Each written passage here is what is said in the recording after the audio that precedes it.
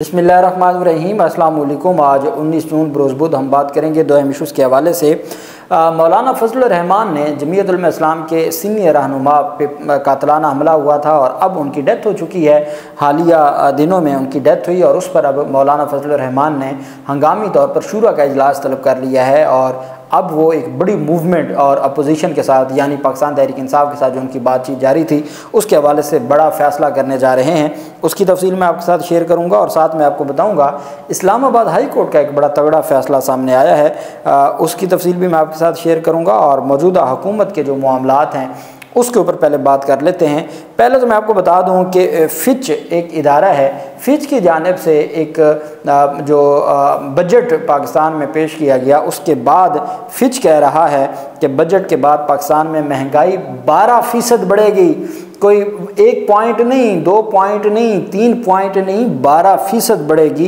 ये जो इदारा है बैनुल अक़वामी क्रेडिट रेटिंग एजेंसी जिसको फिच कहा जाता है, फिच ने आइंदा माली साल 2024 और 2025 में पाकिस्तान की शरह नमू 3.6% के मुकर्ररा हदफ के मुकाबले में 3% रहने की पेशीन गोई कर दी। वो कहते हैं कि ये जो इन्होंने हदफ अपना मुकर्रर किया है कि पाकिस्तान की जो ग्रोथ है वो 3.6 होगी, 6% होगी। उन्होंने कहा ये मुश्किल से 3% पे खड़े हैं, 3% से आगे नहीं जा सकते।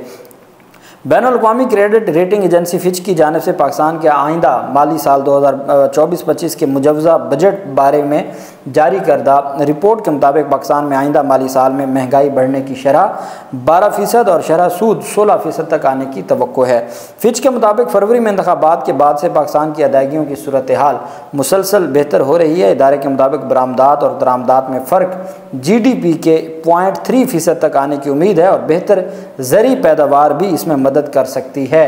पिछले साल बरामदात और दरामदात में फ़र्क GDP का सिर्फ 1% था। फिच के मुताबिक आइंदा माली साल के बजट के बाद IMF से मुआहदे की उम्मीद बेहतर है। अगले माली साल मालियाती अहदाफ हासिल होना वाज़ेह नहीं है। हुकूमती इक़दामात से बैरूनी अदायगियों पर दबाव कम होगा मगर तरक्की की शरह तवक्को से कम रह सकती है। फिच के मुताबिक ज़र मुबादला के निज़ाम में बेहतरी से बैरून मुल्क से तरसील ज़र में भी बेहतरी आ सकती है। अब आप देखें, मैंने आपको बताया था कि चाइना की जानिब से जो द डिप्लोमेट एक मैगज़ीन है इंटरनेशनल, उन्होंने एक ख़बर शेयर की।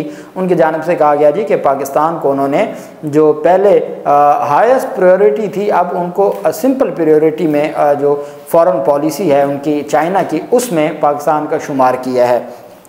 उसको पाकिस्तान तहरीक इंसाफ ने भी बात की, उसके ऊपर मुख्तलिफ साफ़ियों ने भी बात की।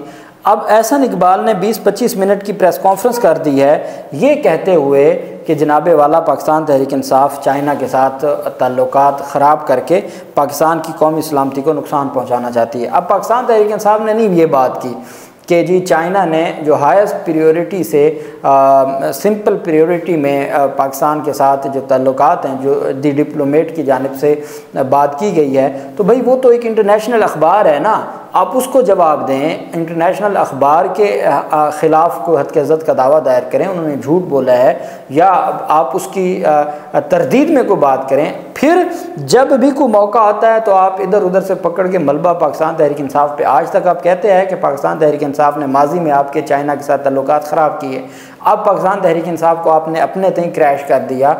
जो क़यादत है वो जेलों में है और 8 फरवरी को जो मैंडेट था वो फॉर्म 47 में तब्दील हो चुका है। अब हुकूमत आपके पास है, पूरी की पूरी लीडरशिप इदारों की भी और हुकूमत की भी वो चाइना 1 हफ़्ते के विज़िट पे गई है और वो वापस आई है। तो वज़ीर ख़जाना कह रहा है जी कि हम तो टेक्नोलॉजी लेके आए हैं, हम कोई उनसे पैसे तो नहीं लेके आए।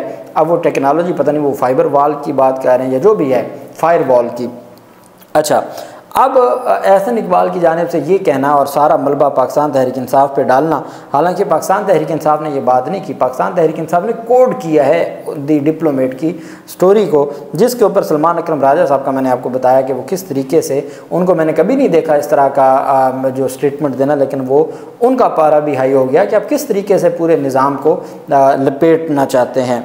अब पंजाब हुकूमत के हवाले से एक अहम तफसील सामने आई है। मोहसिन नकवी की जो इदारा है, मीडिया का इदारा, उसकी जानिब से शेयर किया गया है। अब आप सुनिएगा कि क्या उसके जो किस तरीके से फिगर्स आप देखिएगा।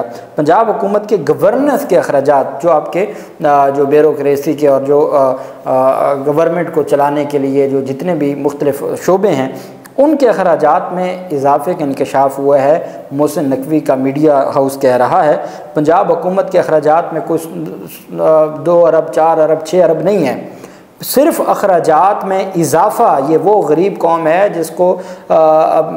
जिनको 2 टाइम की रोटी के लाले पड़े हुए हैं और लोग ख़ुदकुशियाँ करने पर मजबूर हैं, किसान को तबाह बर्बाद कर दिया गया है। वहाँ कहा जा रहा है कि सिर्फ पंजाब हुकूमत के गवर्नेंस अखराजात में 980 अरब रुपए 980 अरब 80 करोड़ का इजाफ़ा होगा, यानी कि तकरीबन 100 अरब रुपए 980 अरब रुपए है तो तकरीबन जो है ना वो 980 अरब और 80 करोड़ का इजाफ़ा होगा। ये सिर्फ अखराजात में इजाफ़ा होगा। गवर्नेंस पहले भी तो चल ही रही थी ना, अब जो गवर्नेंस है वो भी हमारे सामने है। ऐसी कौन सा इनकलाब आ गया, ऐसी कौन सी तब्दीली आ गई कि 980 अरब रुपए और 80 करोड़ का इजाफ़ा। पंजाब हुकूमत के आइंदा माली साल में 3505 अरब 10 करोड़ के गवर्नेंस के अखराजात होंगे टोटल। पंजाब हुकूमत की जानिब से रवां माह 13 तारीख को 5446 अरब रुपए का टैक्स फ्री बजट पेश किया गया, जिसमें मुफ्त सोलर सिस्टम फराहम करने और सरकारी मुलाजमीन की तनख्वाहों में इजाफे की भी बात की गई थी। अब 980 अरब रुपए का इजाफा होगा अखराजात में, ये कहा जा रहा है। दूसरी तरफ मौलाना फजल रहमान चूँकि उनके जो जमीयत उलमा इस्लाम के रहनुमा थे जिनका हालिया दिनों में दहशतगर्दी का हमला हुआ और फिर उसके बाद वो हॉस्पिटल में थे और उस हॉस्पिटल में फिर वो उनकी डेथ हो गई, तो अब मौलाना फजल रहमान का कहना है कि जिस तरीके से हमारे लोगों को के साथ हो रहा है, वो कहते हैं कि कबायली इलाकों में जो हुकूमत है वो अपनी रिट खो चुके हैं। फजल रहमान का JUI रहनुमा मौलाना मिर्ज़ा जान की कातलाना हमले में जो डेथ है उसको हुकूमत और जो इंतज़ामिया की कारकर्दगी पर बदनुमा दाग करार दे दिया। कहते हैं कबायली इलाके में बढ़ती हुई बदअमनी और उलमा की टारगेट किलिंग ने कौम के अंदर अदम तहफ़्फ़ुज़ का एहसास पैदा किया है। और फजल रहमान ने कहा कि सिक्योरिटी इदारे सिक्योरिटी के अलावा हर मामले में मुदाखलत करके जो निज़ाम को चला रहे हैं। उन्होंने कहा जी कि हर सूरत जो है वो हमें अमन चाहिए और हमारे लोगों का कत्लेआम बंद होना चाहिए। साथ ही मौलाना फजल रहमान हुकूमत को टफ टाइम देने के लिए सरगर्म हो गए और जो अपोजिशन के साथ मिलकर हुकूमत के ख़िलाफ़ तहरीक चलाने के हवाले से जमीयत उलमा इस्लाम पाकिस्तान की मरकज़ी मजलिस शूरा का इजलास तलब कर लिया है। 29 जून को बरोज़ हफ्ता नमाज ज़ोहर दिन 2 बजे JUI के जो मरकज़ी ऑफिस है इस्लामाबाद वहाँ पर इजलास तलब किया गया है। इजलास में एहतजाजी मुज़ाहरों धरनों और अपोजिशन जमातों के साथ मुज़ाकरात और हुकूमत को टफ टाइम देने के हवाले से जो तहरीक है उसके ऊपर बातचीत की जाएगी। चूँकि पाकिस्तान तहरीक इंसाफ का मैंने आपको कहा था बाकायदा मुआहदा हो चुका है और वो मुआहदा इमरान खान और फजल रहमान के दस्तखतों से होगा। हुकूमत के ख़िलाफ़ मैंडेट चोरी की जो एक वारदात है उस पर एक तहरीक चलाने के हवाले से, तो वो देखते हैं ये मामला किस तरफ जाता है। इस्लामाबाद हाई कोर्ट का फ़ैसला सामने आया है। बहरिया टाउन के हवाले से शिकायत थी कि वहाँ पर चूँकि ये हर जगह पे कराची में भी लाहौर में भी ये इश्यूज़ हैं और पिंडी इस्लामाबाद में भी कि जहाँ पर भी बहरिया टाउन है वो अपनी मर्ज़ी के बिजली के जो बिल हैं वो वसूल करते हैं और जो टैक्सों वगैरह का मामला होता है उस पर अब इस्लामाबाद हाई कोर्ट में समाअत हुई। बहुत से मकीनों की तरफ से बिजली की ओवर बिलिंग और शमसी तवानाई पर भी इंतज़ामिया की तरफ से वसूलियाँ की जाने पर इस्लामाबाद हाई कोर्ट ने बहरिया टाउन, इस्लामाबाद इलेक्ट्रिक सप्लाई आइस्को और नेशनल इलेक्ट्रिक पावर जो नेपरा है उससे जवाब तलब कर लिया। शिकायत कुनिंदगान के वकील उमर एजाज का कहना था कि बहरिया टाउन और आइस्को की तरफ से जारी किए जाने वाले बिजली के बिलों में फ़र्क इस कदर है कि बिजली के बिलों के बिल अब हाउसिंग सोसाइटी के लिए आमदनी का ज़रिया बन चुके हैं। दरख्वास्त गुजार ने कहा कि नेपरा से रब्ता किया गया मगर कोई सुनवाई नहीं हुई। इस्लामाबाद हाई कोर्ट के जस्टिस मियां गुल हसन औरंगज़ेब ने रिमार्क्स दिए कि नेपरा को दरख्वास्त गुजारों की शिकायत के अजाले के लिए ज़रूरी इक़दाम करने होंगे। उनका कहना था कि नेपरा को दरख्वास्त गुजारों की शिकायत सुनकर उनके अजाले के लिए अगली समात तक तमाम ज़रूरी इक़दाम करें। दरख्वास्त गुजार के मुताबिक ये कहा गया कि जी जो बहरिया टाउन ने कानून के तहत जारी किए जाने वाले लाइसेंस के बगैर 2002 में बिजली की तकसीम का अपना निज़ाम वज़ा किया। 2006 में बहरिया टाउन के एक मकीन ने अपने घर की बिजली काटे जाने पर नेपरा में दरख्वास्त दायर की थी और उसके बावजूद कोई उसको रिलीफ न मिला।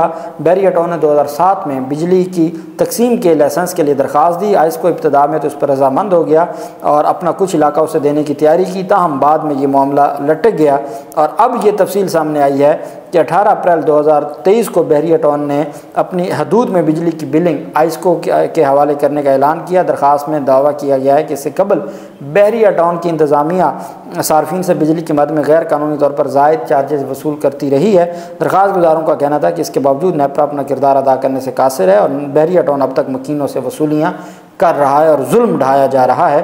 तो उस पर अदालत ने, इस्लामाबाद हाई कोर्ट ने बहरिया टाउन, आइस्को और नेपरा से जवाब तलब कर लिया और अदालत का ये कहना था कि बिजली की ओवर बिलिंग से मुतल्लिक जो है हर सूरत जो जवाब जमा करवाएं और किसी सूरत भी जो आवाम के हकूक़ हैं उनके ऊपर डाका डालने की इजाज़त नहीं दी जाएगी। ये जस्टिस मियां गुल हसन औरंगज़ेब साहब का बड़ा फ़ैसला सामने आया है।